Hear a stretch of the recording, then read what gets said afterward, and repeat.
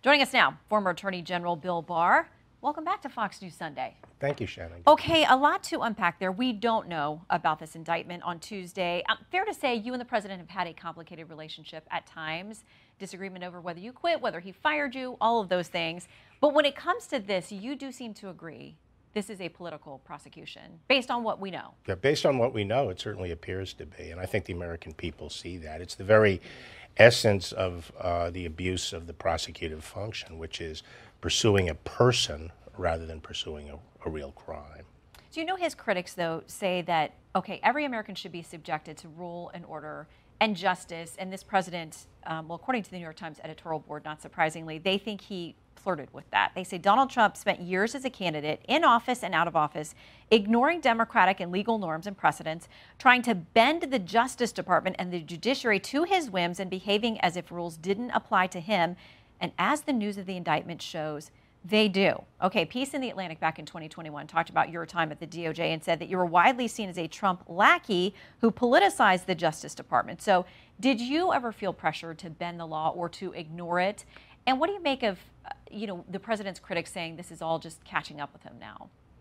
Well, as I've said repeatedly, he never directly pressured me to do anything in a criminal case. Now, he's out there tweeting all the time, which made my life difficult, and he was calling for people's scalps. And, from what he said after I left, he was mad at me for not delivering scalps. But the idea that I was a toady was something fostered by the mainstream media. And which of his enemies were prosecuted? Who did I, use the criminal justice process against? And there's usually crickets, because there's not a case of that. But the other thing about this is I think the case, based again on what's being reported, the case lacks any legal basis. It's pursuing somebody on the, there's nothing inherently wrong or illegal about making a hush payment. They're saying he falsified the corporate record. But for that to even be a misdemeanor, you have to be trying to defraud somebody. And it's unclear exactly who's defrauded. This is his own company. And then finally, and most importantly from the federal standpoint, the idea that this was a campaign finance violation is simply wrong. It's wrong on the law. So he is facing other cases. We've got special counsel investigating the Mar-a-Lago, the documents, January 6th lead up. As somebody who headed up the DOJ, are you confident they can be neutral? They will be in this case. I hope they will be, and as I've said repeatedly, I think the document case is the most serious case. I don't think they went after those documents to get Trump. I think they actually wanted the documents back. And what's at issue in that case is not the taking of the documents, it's what he did after the government sought them and subpoenaed them and whether there was any obstruction. And I think that's the most serious one out there. And the other one, I think the January 6th one, is a difficult case to make, and it also runs into First Amendment issues, where you're going to draw the line between legitimate First Amendment activity, protesting an election, and actually conspiring to undo an election. So that's a difficult case to make, but I'm hopeful the department will approach it properly.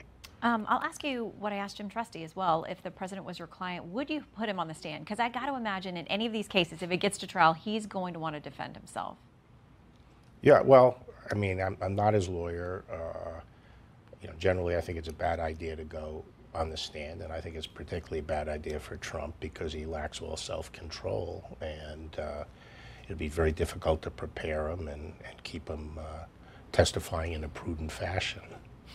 Okay, let me ask you about this back and forth. Your legal opinion on the House GOP committee chairs. Several of them are going to Bragg's office saying, we want answers on this, that, or the other, how you're using funding. We want you to come testify. There's been a lot of back and forth. So Bragg's office fired back the latest volley in these letters.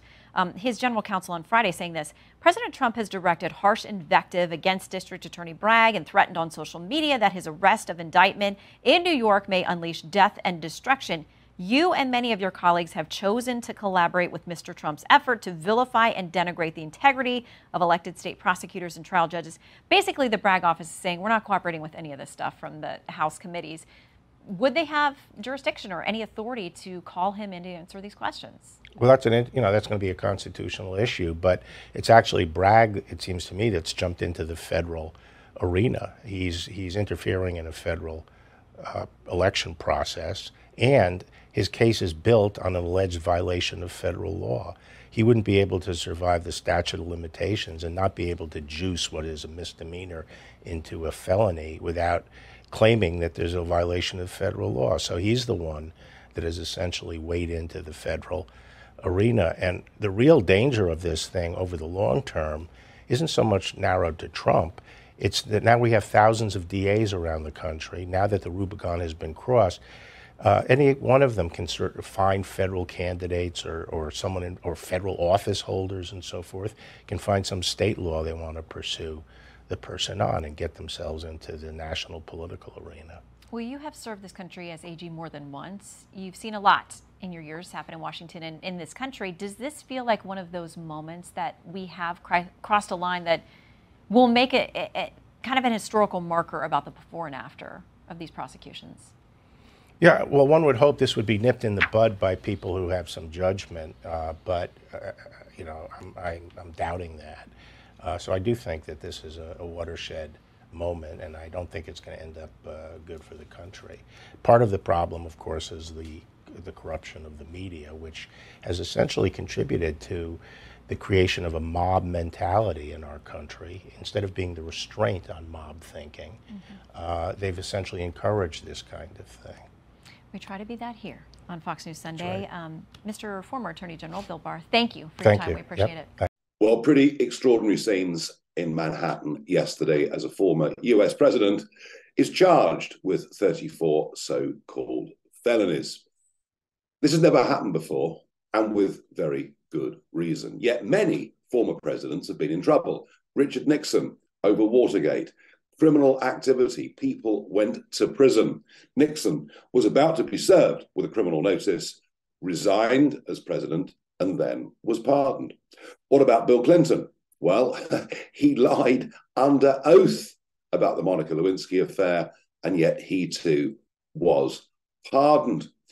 But Trump apparently should have declared the payments to Stormy Daniels, or his people should, as part of election expenditure. What happens if things go wrong there? Well, back in 2008, Barack Obama, well, his misreporting was so bad that the campaign received a fine of $375,000. And what about Hillary Clinton? When they hid the fact, they paid money to a former British agent called Chris Steele to dig up dirt on Donald Trump. He produced a file that was absolutely littered full of lies. None of it was proven. And yet, of course, her campaign received a fine. Yet what does Trump receive? 34 charges. Now, this is highly political. Alvin Bragg, the prosecutor in New York, said when he was running to be elected that he would get Trump. The Americans no longer have a judiciary that is in any way independent or, frankly, in which the country can trust. And that is very, very serious. The fact is, I don't believe campaign misreporting could have led to anything like this.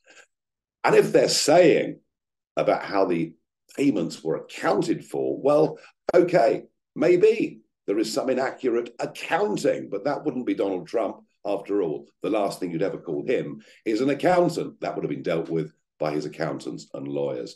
This is an attempt to put him out of the race for the 2024 presidential election. They are terrified of his patriotic agenda. They don't want a president that will close down borders. They certainly don't want a president that gets tough on China. Just think about it this week. We now learn that spy balloon, which it took Biden 6 days to shoot down, was actually doing figures of 8 over American military bases, with the pictures being transmitted back to Beijing.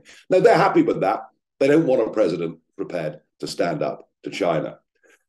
And of course, we're now being told there'll be other indictments from around the rest of the country. Quite how Trump as a human being puts up with all of this, I don't know. You know, we had the Mueller inquiry, we had the Russia hoax, the 2 impeachments. It's never, ever stopped. Their attempt to put him out of the game has never, ever stopped. And whilst he is an incredibly resilient human being, I know that, I thought that picture of him in the court yesterday showed a man under incredible strain. But he won't give in. He's going to go on fighting. He gave a speech at Mar-a-Lago last night, and actually, I thought it was a pretty disciplined speech. He's been warned not to say anything that could perhaps incite. But here's the worry. This isn't Donald Trump on trial. This is due process that's on trial. This is the American judicial system that's on trial. It's the American Constitution that's on trial. Actually, it's Western civilization's values that are on trial. Ever since King John was forced to sign the Magna Carta, we've lived in a society where, whilst we may not agree with all of the decisions made, we do actually assume there is a degree of independence in our judiciary. If you cannot trust the rule of law, if you cannot trust mainstream media, if you cannot trust mainstream politicians, if faith breaks down in the whole system, well, then I'm afraid you're left with the alternative. And that alternative is very, very ugly. I wonder, part of me wonders, is that what the Democrats are actually trying to provoke? Because what they're doing is without justification, without any form of historical precedent. It is very, very dangerous. I genuinely believe everything we stand for in the Western world is on trial.